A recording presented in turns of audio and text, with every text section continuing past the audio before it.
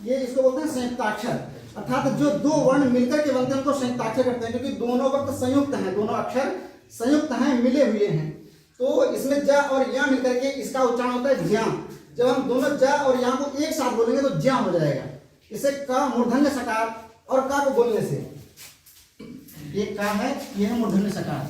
जब इसका उच्चारण हम करेंगे तो ये हो जाएगा क्ष। इसको एक साथ बोलेंगे क और स, कस निकलता है, तो इसका उच्चारण बदल करके हो जाता है क्ष। कक्षा वाली क्षा जो होती है, और बच्चे उच्चारण करते हैं तो उसको कक्षा कहते हैं, मतलब जो पहना जाता है इत्यादि। तो इस चीज का हमें बच्चों को ध्यान देना है। हम उनको मातृभाषा में, अर्थात उनकी भाषा में हमको जो सिखाएंगे, जिस प्रकार से सिखाएंगे वैसे ही बच्चे उस चीज को उच्चारण करेंगे, वैसे ही बोलेंगे। क्या होता है, जो लोग अनपढ़ होते हैं, नहीं जानते, जिनको ज्ञान नहीं होता है, वो क्या करते हैं, बाल्टी को बांटी बोलते हैं। उनको पता ही नहीं, उच्चारण किया अभी तो किसी ने शुद्ध नहीं बताया कि इसका शुद्ध उच्चारण क्या है। इस प्रकार से ये जो है, तो हम जब बोलने लगते हैं तो आगे चल करके हमारे व्यवहार में भी वही बना रहता है। हमारी बुआ जी थी, वो पढ़ी लिखी नहीं थी, तो चाय शब्द को चाह बोलती थी, इनको चाह पीना है। तो हम जानते नहीं है, अथवा उसका शुद्ध उच्चारण हमको बताया नहीं गया, या हमने किसी के मुंह से सुना भी तो हमने अपने आप स्वयं में उसको उच्चारण कभी किया ही नहीं। एक पढ़े लिखे बहुत ही अच्छे व्यक्ति थे, शास्त्री कर रहे थे वो, और संस्कृत के जानने वाले थे वो। तो उन्होंने एक शब्द का उच्चारण किया था राहुल द्रविण, जबकि शब्द होता है द्रविण, चूंकि द उसमें आधा होता है, रा पूरा होता है, तो शब्द हुआ द्रविण, उन्होंने बोला राहुल द्रविण। तो ये जो छोटी छोटी अशुद्धियां हैं, यही बच्चों को, हमें जो बच्चे आते हैं हमारे संपर्क में प्रारंभ से, चूंकि वो जब आते हैं तो कुछ ना कुछ ज्ञान लेकर के आते हैं। माता है, पिता है, वो बहन नहीं जानते, वो दीदी जानते हैं, चूंकि उनके घर में यही उच्चारण हो रहा है, दीदी का ही बताया जाता है। इन्हीं चीज़ों को हमें बच्चों से जोड़ना है, उसको बताना है, समझाना है। जब हम बच्चे को ज्ञा बता देंगे, इस अक्षर को ज्ञा बता देंगे, तो ज्ञान जब उसको लिखना होगा तो वो ऐसे लिखेगा, ज्ञान, अर्थात ये ग और ये ना और ये ज्ञा और ना, ये ज्ञान ऐसे लिखेगा। किंतु हमारी शुद्ध मातृभाषा में जो ज्ञान ऐसे लिखा जाता है, ये है इस प्रकार से।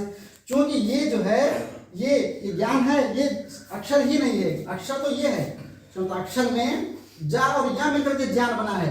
और यहाँ पर हम जो बोल रहे हैं, सबसे अच्छा हिंदी में और संस्कृत में एक चीज है कि हम जो बोलते हैं वही लिखते हैं।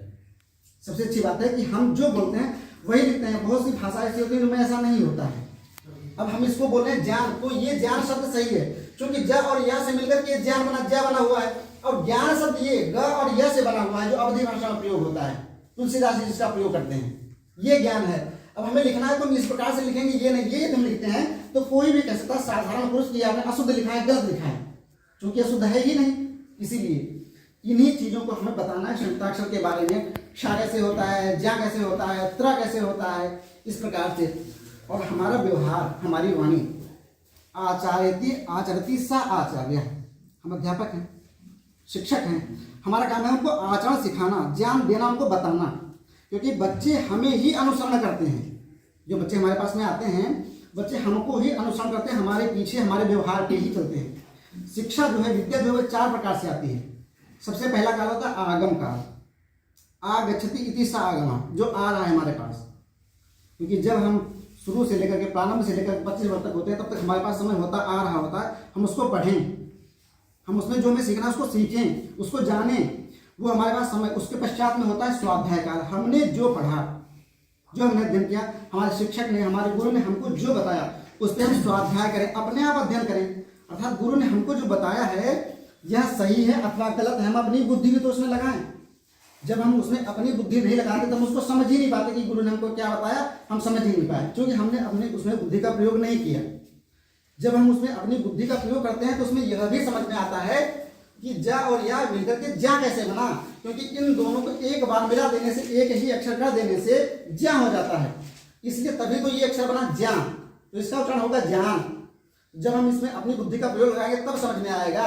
और होता है क और श, अब इसको हम बोल करके क और स कश निकल रहा है, किंतु यहाँ पर उच्चारण से क्ष हो रहा है, ऐसा क्यों हो रहा है? जब हम इसमें बुद्धि नहीं लगाएंगे, इसको नहीं सोचेंगे तो समझ में नहीं आएगा।